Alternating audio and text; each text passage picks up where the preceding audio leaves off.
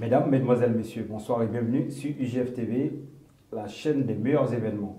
L'écrivain Gervais Loimbé, distingué de l'Ordre national du mérite et chevalier de la Légion d'honneur en France, est sur le plateau du droit de savoir. Avec lui, nous allons parler de son tout dernier ouvrage intitulé Au Congo. Voilà, Monsieur Gervais Loimbé, bonsoir. Bonsoir. Bienvenue sur le plateau du droit de savoir. Merci de m'accueillir. En tout cas, merci d'avoir accepté notre invitation. On est très content de vous accueillir sur ce plateau parce qu'il y avait tellement longtemps qu'on aimerait vous voir pour en savoir plus, puisque cet ouvrage que j'ai entre les mains traîne un petit peu partout dans toutes les librairies. Et on se demandait qui c'est qui l'avait vraiment écrit, où est-ce qu'on pouvait toucher la personne.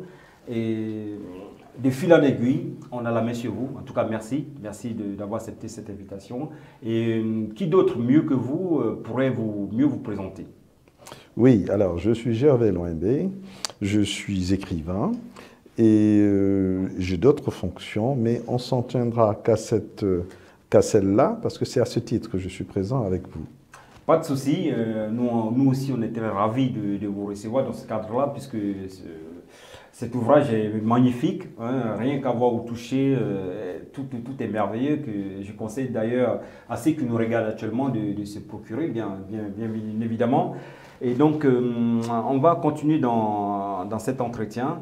Hein. Tout au long de cet entretien, on va parler exclusivement, comme vous venez de le recadrer, hein, de cet ouvrage intitulé Au Congo, avec une écriture si particulière qui est le O, oui. Ça. Le O avec un accent dessus. C'est le O d'admiration. Le O d'admiration. Au Congo, c'est un O d'admiration parce que effectivement, nous avons tous connu un confinement qui nous a contraints de rester chez nous et de ne pas en sortir. Eh bien, ça a été un moment formidable pour aller d'abord vers soi, en soi.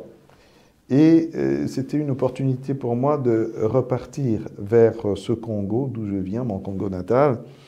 Et là, un certain nombre de souvenirs me sont revenus. Et ces souvenirs-là, je n'ai pas voulu les garder pour moi parce que, comme vous le savez, je suis orléanais depuis une quarantaine d'années. Et j'ai voulu partager ces souvenirs que j'ai ramenés de ce pèlerinage, de ce périple vers ma terre natale. Voilà la raison pour laquelle j'ai voulu le consigner dans un ouvrage. Et comme l'écrire ne suffisait pas, il fallait l'illustrer. Et l'illustrer de la meilleure façon, c'est pour ça que vous le voyez avec un papier et une présentation qui, somme toute, serait assez attrayante. Congo, terre d'inspiration.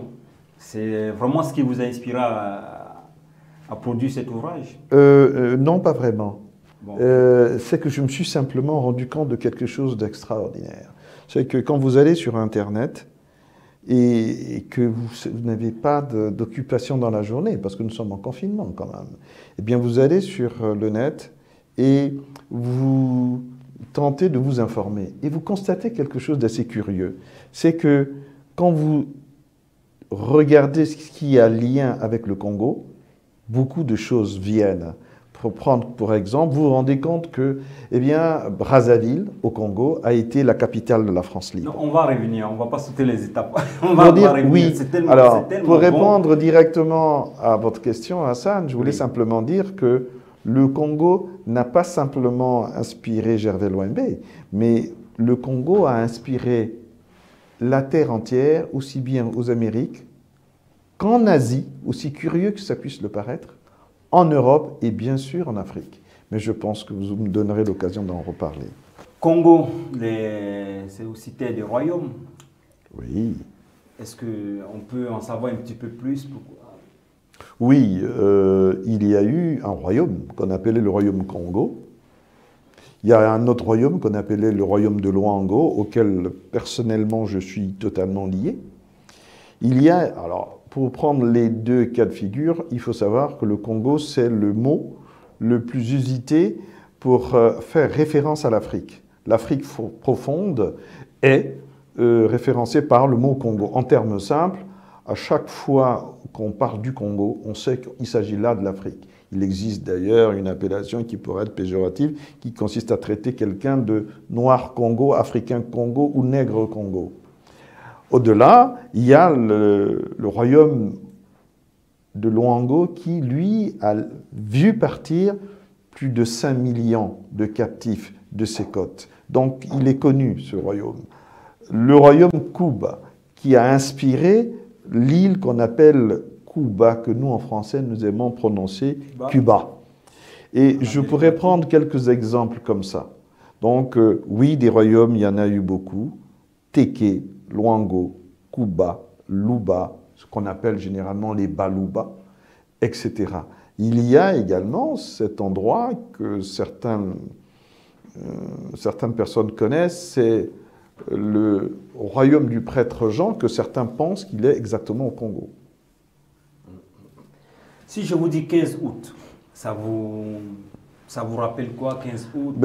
Oui, le 15 août, c'est la fête nationale du Congo, mais il se fait que c'était aussi la fête nationale de la France. Pourquoi? Et peu de gens le savent. Peu de gens le savent. On retrouve dans cet ouvrage. Donc, pour ceux qui découvrent, ou même qui vous découvrent, est-ce qu'on peut avoir un peu plus d'informations concernant? C'est vrai que de nos jours, il y a pas mal de petites choses qu'on a enlevées dans les bouquins scolaires. Donc l'histoire qu'on enseigne à l'école n'est pas forcément celle qui a été par le passé. Oui, tout simplement parce que le roi de France attendait un enfant qui ne venait toujours pas. Et il a longtemps prié la Vierge Marie. Et à la fin, il a obtenu justement un fils qui lui avait été envoyé. Il était convaincu que c'est la Vierge Marie qui lui a envoyé cet enfant. Il a voulu consacrer la France et remercier la Vierge Marie de lui avoir donné un enfant qu'il allait consacrer à la France. Donc c'était le 15 août.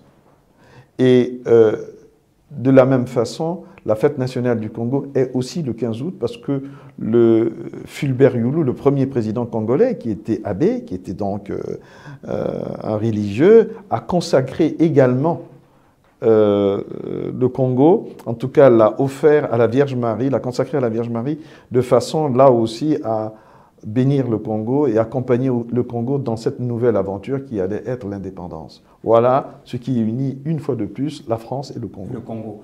On parle bien du Congo-Brazzaville. Brazzaville, oui. Voilà, pas de Congo-Kinshasa. Non, le Congo-Brazzaville. Okay. 1940-1943, qu'est-ce qui se passe? Il y a un lien encore aussi fort entre la France et le Congo-Brazzaville. Oui, alors à l'issue d'un certain nombre de choses, j'espère qu'on reviendra dessus, eh bien, le général de Gaulle va décider d'aller en Afrique parler à ce qu'on appelait les colonies françaises en Afrique, qui étaient constituées du Tchad, de ce qu'on appellera le Congo de Lubangui-Chari, ce qu'on appelle aujourd'hui la RCA. Il va avoir aussi le Congo-Brazzaville, le Gabon, qu'on appelait à l'époque le Moyen Congo, enfin cet ensemble-là. Il va s'adresser, et puis quelques-uns, le Cameroun également, va s'adresser en promettant à toute l'Afrique entière que s'il était accompagné et soutenu par ces pays, eh bien, il leur donnerait l'indépendance. Voilà. Donc cet appel, ce discours de Brazzaville va prendre date pour l'indépendance à venir de tous les pays africains. Mais comment ça se fait? Parce que 40-43, on suppose qu'on est en pleine Deuxième Guerre mondiale. Oui. Et officiellement, la fin de la Deuxième Guerre mondiale, je crois que c'est 8 mai 1945. Oui. Avec la signature de l'armistice. Oui, mais c'est difficile. Et les troupes... ils ont plein de choses à faire ici. Oui. D'accord. Et vous me parlez de donner des indépendances à certains pays alors que la France elle-même, elle était envahie. Oui, parce qu'effectivement, la France était envahie, divisée en deux. L'effort de guerre exigeait d'avoir d'abord des aliments. Il fallait assurer le fonctionnement de l'économie. L'économie de guerre est lourde, c'est-à-dire il fallait résister aussi sous une forme ou sous une autre. Il fallait non seulement trouver le moyen de nourrir la France grâce aux colonies, à l'Empire, mais il fallait également des troupes qui viendraient de l'ensemble de l'Empire. Il faut écouter ce discours, il est édifiant. Il fallait un effort de l'ensemble de l'Empire, de la France, pour venir à son secours et l'emmener justement à bouter dehors l'envahisseur, d'une part, mais il fallait avoir une récompense. Et la récompense était que venez, voilà, vous aurez l'indépendance et on fonctionnera autrement. Et c'est ce qui a été fait juste après il y a eu la décolonisation des pays africains. Oui. Et alors, vous n'en parlez pas assez dans le bouquin. C'est très succinct. C'est vrai. Mais bon, tellement déjà, vous avez aussi une autre formation qui est professeur des écoles, des collèges. Donc, même au-delà, même au-delà. Ben, voilà, on peut approfondir un petit peu le sujet. Oui, c'est vrai. Alors, comme vous le savez, un ouvrage, c'est aussi une synthèse d'un ensemble d'informations. L'idée, c'est que je ne pouvais pas m'appesantir sur chaque élément parce qu'on pourrait pratiquement faire un ouvrage de plusieurs, oui, à plusieurs tomes même. Parce que là, il y a une chose que je ne dis pas dans l'ouvrage, par exemple, qui est extrêmement important, c'est qu'il existe au Congo démocratique un lieu qu'on appelle Tchikolobwe. Tchikolobwe est un lieu où nous avons de l'uranium à 65%. C'est extrêmement important. Il est rare de trouver au monde un lieu où on a de l'uranium à 65%. Eh bien, grâce à cet uranium de 65%, qui n'a plus besoin d'être enrichi puisqu'il est surenrichi, eh bien, c'est grâce à cet uranium-là que les Américains vont faire la bombe de Hiroshima, après l'avoir essayé sur les îles que nous connaissons, et qui vont fabriquer cette bombe qui sera lâchée sur Nagasaki et Hiroshima et qui va arrêter très rapidement la guerre.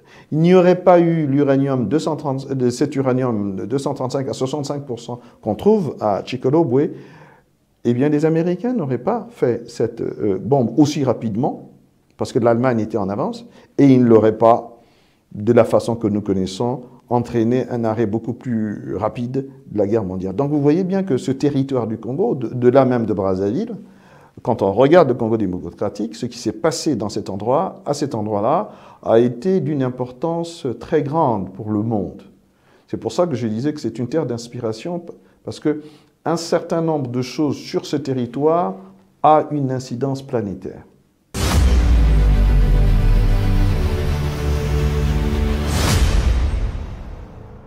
On parle du Congo, tout le bassin congolais, avec les langues nigéro-congolaises, Oui, c'est voilà, ça. je dis bien. Et il y a des peuples qui sont sur place, les autochtones, voilà, les Bantous, les Pygmées, dont vous faites allusion dans ce bouquin. Dans l'ouvrage, oui. Voilà, dans l'ouvrage que j'ai entre les mains. Est-ce qu'on peut profiter de votre présence pour avoir un peu plus de précision concernant... Oui, alors il y a une première chose d'abord, les peuples, c'est une langue, il existe une langue nigéro-congolaise. C'est intéressant parce que je voulais simplement montrer qu'il y a un groupe, en fait ça se prononce en anglais, c'est Niger, Nègre-Congo.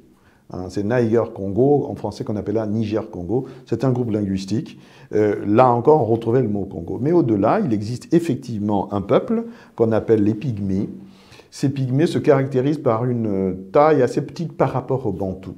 Et ces Pygmées sont les habitants de l'Afrique avant même les Bantous. Nous autres Bantous serions arrivés environ il y a 6000 ans sur ce territoire, dans cet espace-là.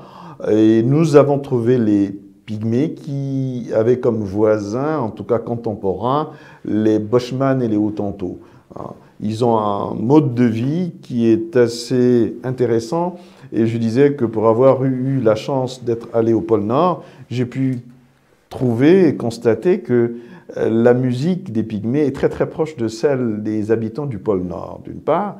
Mais d'un autre côté, le contact avec les Bantous a entraîné justement la diminution, la disparition progressive des Pygmées, tout simplement parce que la déforestation, l'industrialisation, la construction des routes et les épidémies que les Bantous ont amenées ont entraîné justement une fragilisation et une disparition de ces Pygmées.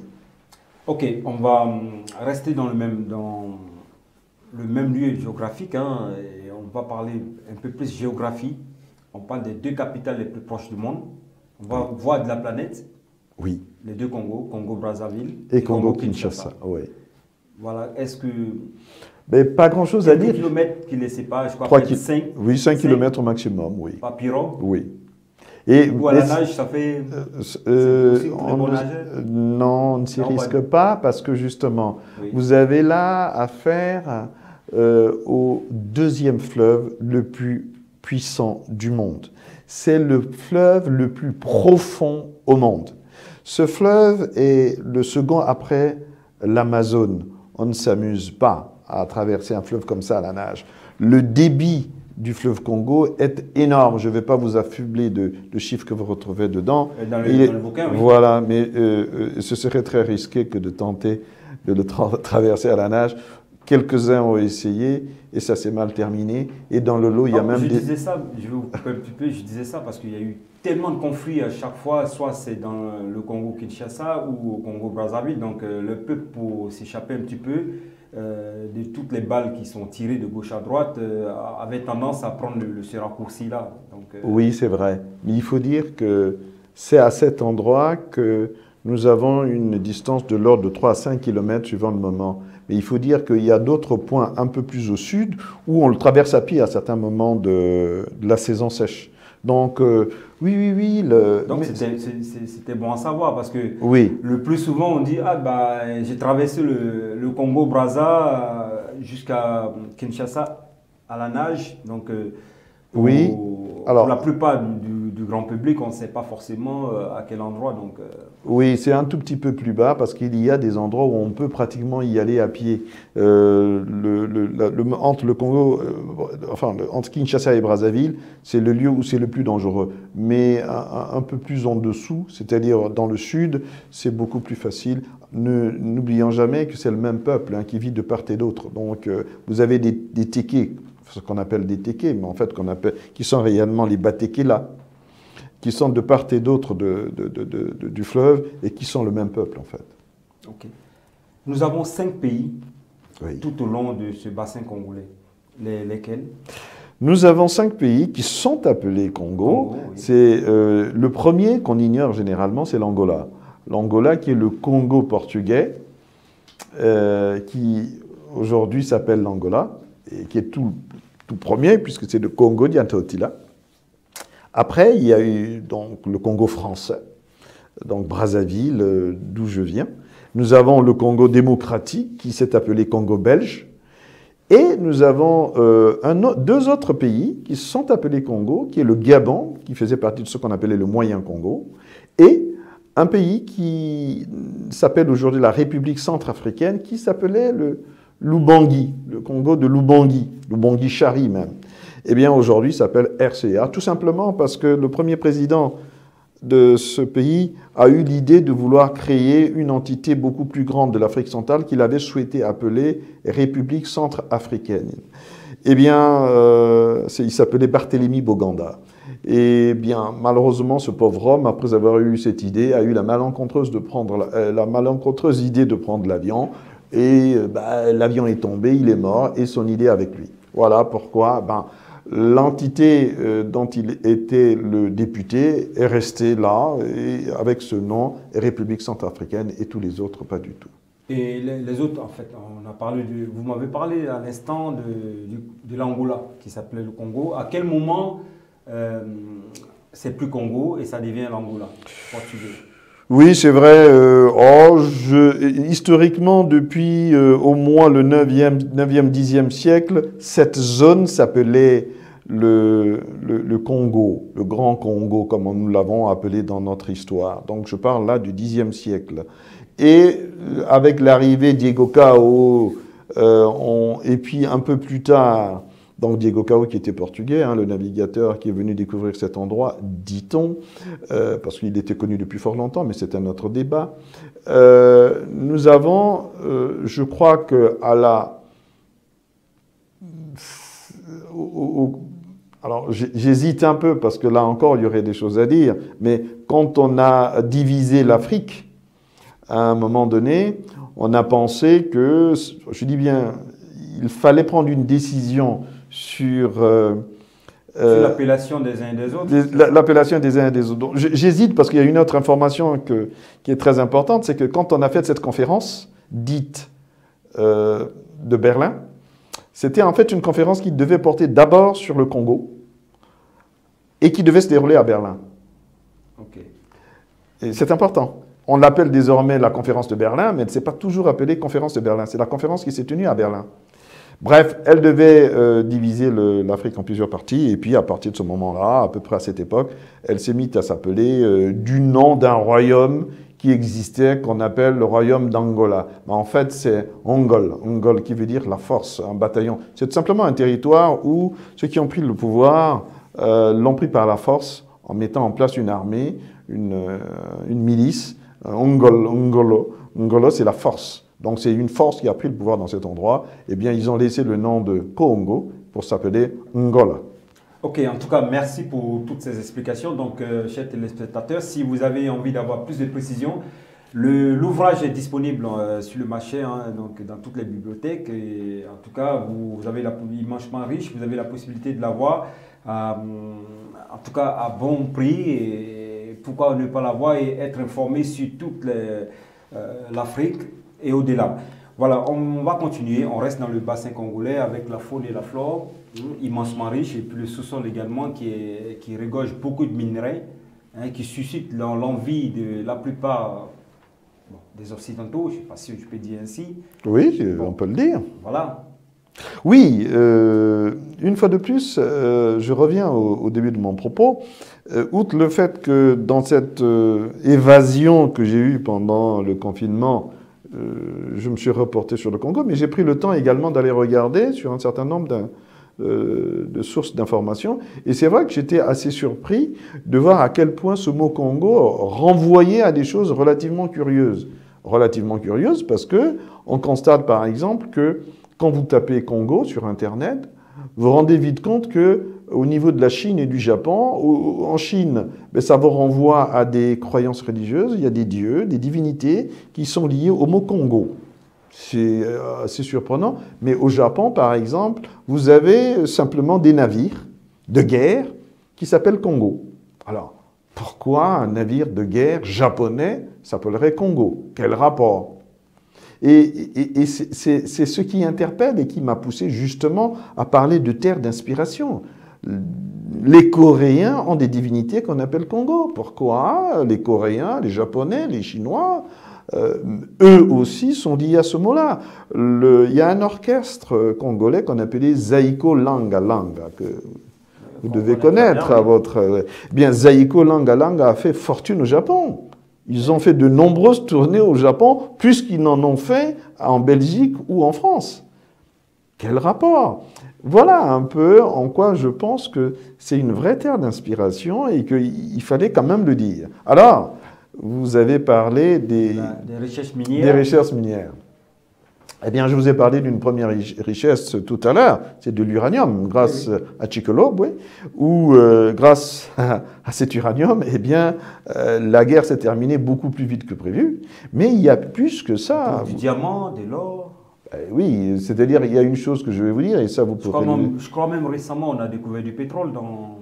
Oui, mais au-delà, alors c'est vrai que ce n'est pas par le pétrole que le Congo démocratique brille le plus, mais le Congo démocratique, ou le bassin du Congo, se caractérise surtout par le fait que c'est l'endroit qui va contenir, qui va avoir plus de 60 à 70% des terres rares qu'on trouve, des terres rares recherchées et que l'on trouve sur Terre. C'est-à-dire qu'aujourd'hui, quand on parle de développement durable, des énergies renouvelables, il faut savoir qu'on a pour cela besoin de terres rares. Il faut savoir que quand on veut parler d'ordinateur, de téléphone et de tout ce qui s'ensuit, il existe le coltan et un certain nombre de terres rares qui sont exigibles pour les fabriquer. Et bien curieusement, le seul endroit au monde où on va les trouver en grande quantité et de façon accessible, c'est dans le bassin du Congo, et plus exactement au Congo démocratique. Donc, c'est inspirant, tout ça. Et vous avez parlé de l'or, oui, bien sûr, mais il y en a tellement que je ne préfère pas en parler. Le Congo, plutôt, la RCA, la République centrafricaine, regorge d'or et de diamants de façon scandaleuse. On en parle assez peu, parce qu'effectivement, ce n'est pas un endroit où il règne le plus grand calme.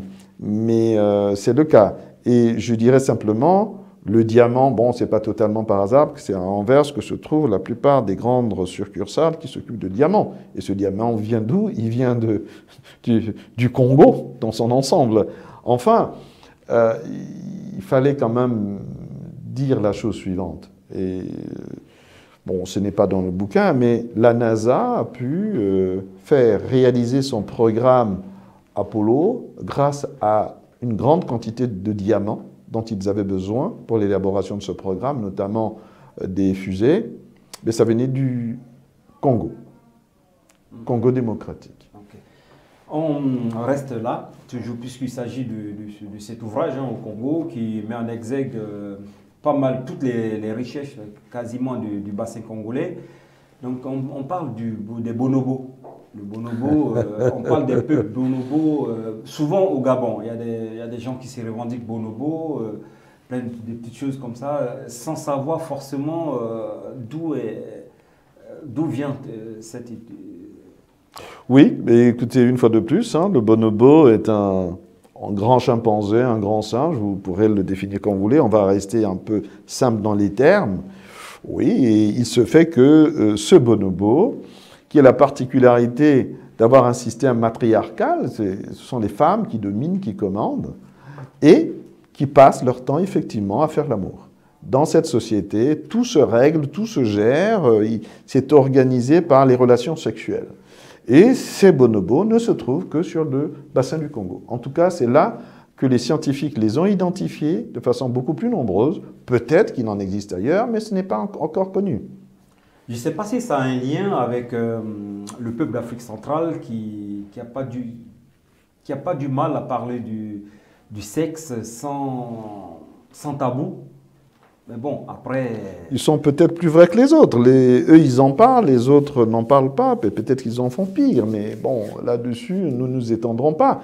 On va dire qu'ils sont plus libres, au moins dans l'expression, précisant quand même que le bassin du Congo se caractérise par le fait qu'ils aient une belle musique, une grande musique, qui est appréciée de tous et une musique qui a inspiré le monde. Je répète, une musique qui a inspiré le monde. La rumba. Pour ne citer que cela, il y a la rumba, il y a la salsa, il y a le tango. On va revenir bien. Voilà. Un peu après. Je dirais simplement que le peuple Congo, quand je parle du peuple Congo, c'est tous ces gens qui sont sur le bassin du Congo, ont donné ce qui... étendu un petit peu vers le Cameroun. Absolument, voilà, absolument. Et tous ces peuples, ce peuple-là qui tourne tout ce bassin, a inspiré ce qu'on appelle aujourd'hui le jazz. Et le jazz est devenu la musique des intellectuels. Je vais le mettre de côté. Mais la fameuse musique des Caraïbes, des Kassaves, écoutez la musique de Kassav, ou bien la musique des Antillais, bref, la musique des Antilles, vous écoutez les musiques africaines, c'est exactement la même chose. Je ne dirais même pas que c'est inspiré, c'est la même chose. Les instruments de musique et même les mots prononcés, c'est la même. Allez écouter la musique du Venezuela, de Bolivie, vous verrez, les sonorités sont des sonorités Congo. Et aujourd'hui, ne nous leurrons pas. La musique qui fait le plus danser aujourd'hui, c'est une musique généralement d'inspiration Congo. Ce sont de bons musiciens, ce sont de bons danseurs, et c'est bien ainsi. Qui parle de musique parle forcément de radio. La radio de Brazzaville, qui, dans votre ouvrage, on retrouve un passage comme quoi c'est l'ancêtre de la radio internationale française, hein, RFI. Comment ça se fait? Oui, des éléments probants et des archives met en avant le fait qu'il a existé au Congo, entre Pointe-Noire, plus exactement entre Loango, le royaume dont je vous ai parlé, et Brazzaville, une route des esclaves. Cette route des esclaves a été parsemée de poteaux électriques sur lesquels on a mis des lignes qui permettaient de faire le télégraphe. Et la société qu'il a installée s'appelait la Société française de radioélectronique. C'est celle-là qui va permettre de créer ce qui deviendra plus tard Radio Brazzaville. Cette Radio Brazzaville va donner des informations sur l'ensemble de ce qui se passait sur ce territoire français, raison pour laquelle on va faire passer de la musique congolaise et que l'ensemble de l'Afrique va être, disons... Bercé par la musique congolaise. Exactement. Et même en France, puisque cette radio Brazzaville Oui. est l'ancêtre de la radio RFI. Oui, à tel point. Là, Oui.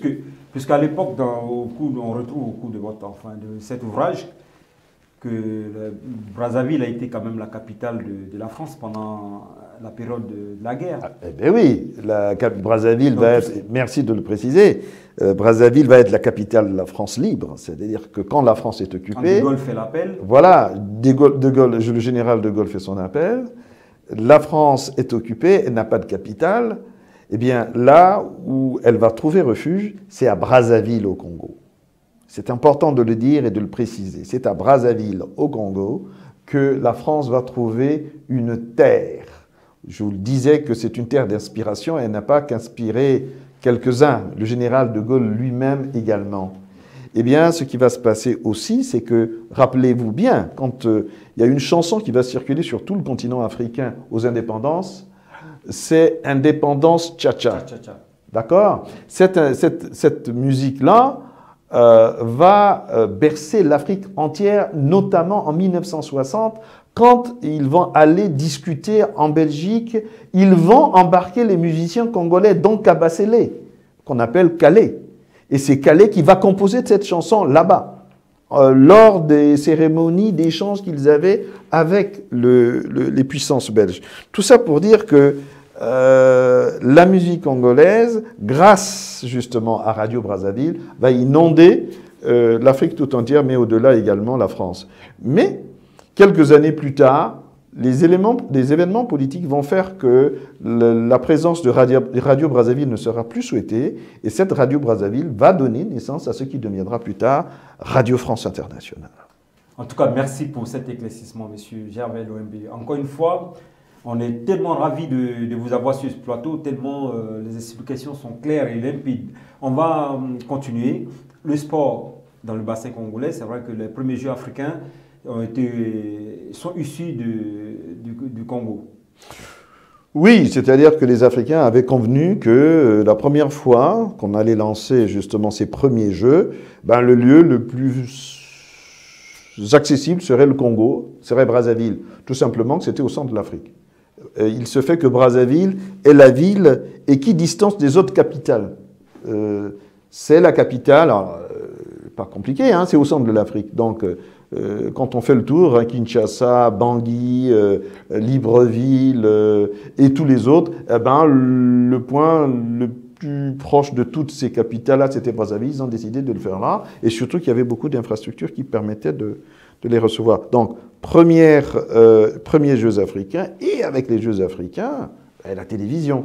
Donc la première fois que la télévision va fonctionner en Afrique, ça se passe à Brazzaville. Toutes les premières sont à Brazzaville. Curieusement, oui. La sapologie également, on en parle? Si vous y tenez, mais ça, le monde entier le sait. Les plus grands sapeurs sont des Congolais. Je sais que quelques-uns en sont jaloux, mais les Congolais sont des sapeurs. Cet art qu'ils ont de se faire beau, de se parer, est quelque chose qui caractérise les Congolais.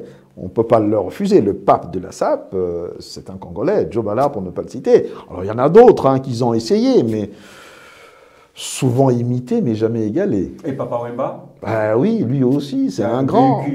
Oui, mais c'est bien. Mais aujourd'hui, on trouve des gens en France, en Côte d'Ivoire, au Cameroun. On en a même trouvé en Irak. Ah ouais? Ah oui, oui, oui. Il y a des Irakiens qui s'adonnent à la sapologie. C'est pour dire que, vous voyez, c'est... Alors, c'est intéressant. C'est pour ça que je disais que c'est une terre d'inspiration. Regardez les Afro-Américains, comment ils s'habillent. Vous retrouvez cette tendance congolaise qui consiste à mettre des couleurs, à se parer de façon un peu ostentatoire. On voit bien les origines de ces gens. Ce que je veux préciser simplement, qu'on a parlé de la musique, on va peut-être parler de la danse, on a parlé de la sapologie, mais une fois de plus, je veux dire qu'entre Africains, ce ne sont pas les Algériens qui sont des sapologues, ce ne sont pas les Kenyans, encore moins les Mauritaniens. Quand on parle de sap, on dit Congo. Donc on retrouve tout ça dans cet ouvrage, c'est au Congo, écrit par l'écrivain Gervais Louembe qui est encore sur le plateau. On va essayer de terminer cette émission, on va dire cet entretien que j'ai avec vous, sur une note encore beaucoup plus festive. Si on a parlé souvent de musique, beaucoup de musique au cours de cet entretien. J'ai Ange Poibou, je ne sais pas si je prononce bien, mais en tout cas c'est Tonton Label. Et c'est une production signée. Vous? Oui, oui, oui, oui. Oui, j'ai. Ben, c'est vrai que j'ai produit un CD sur la salsa de Luango. Là encore, c'est une très très très belle mélodie et c'est une belle musique. Et très souvent, nous avons tendance à aller regarder ailleurs, mais nous avons là, chez nous, sous nos yeux, des belles choses. Donc, il y a quelques années, effectivement, j'ai produit ce CD qui a eu un certain succès. Ponton Label. Vous aurez certainement l'occasion de l'écouter, j'espère en tout cas de le passer dans votre émission. C'est une très très belle mélodie et très entraînante. Ok, beaucoup de talent chez vous, monsieur l'OMB. Il y a Conte africain de Inda, le conte africain. Oui, c'est tout simplement un recueil de contes lus, parce que comme vous le savez, j'ai publié plusieurs ouvrages de contes. Et il avait été souhaité que ces ouvrages ne soient pas que sur papier. Il était peut-être intéressant de les sortir en audiovisuel, plutôt en audio, puisque là c'est un CD audio. Voilà, et il semble que ça fasse la joie de quelques enfants et de leurs parents. Où est-ce qu'on peut trouver tous ces ouvrages? Vous avez sur le Internet, sur Amazon et également sur Kindle. Aucongo.fr, vous tapez aucongo.fr, vous suivez et il vous indiquera comment le trouver. Sinon, on peut trouver l'ouvrage au Congo, à Leclerc de la Source, et puis un peu partout. Un peu partout par chez nous, hein, librairie des temps modernes, ici sur Orléans. Vous n'êtes pas à votre premier essai, monsieur Gervais Louambé. J'ai vu que vous avez 5 ouvrages qui sont déjà disponibles sur le marché. D'accord.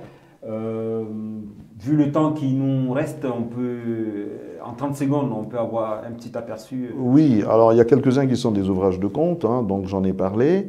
Il y en a un qui a eu un certain succès auprès notamment de l'UNESCO, puisqu'il a été distingué avec un prix de la langue maternelle de l'UNESCO. C'était Parlons Vili, langue et culture de Luango. On parle de ce royaume de Luango qui... déjà au XVIIe siècle, avait une capitale, Luango, qui était comparée à la ville de Rouen et la ville d'Amsterdam. C'est pas moi qui le dis, c'est M. Dapper. Il était danois, donc je n'ai rien à voir. Deuxièmement, c'est quand même un royaume qui avait une assemblée, une monnaie et une langue.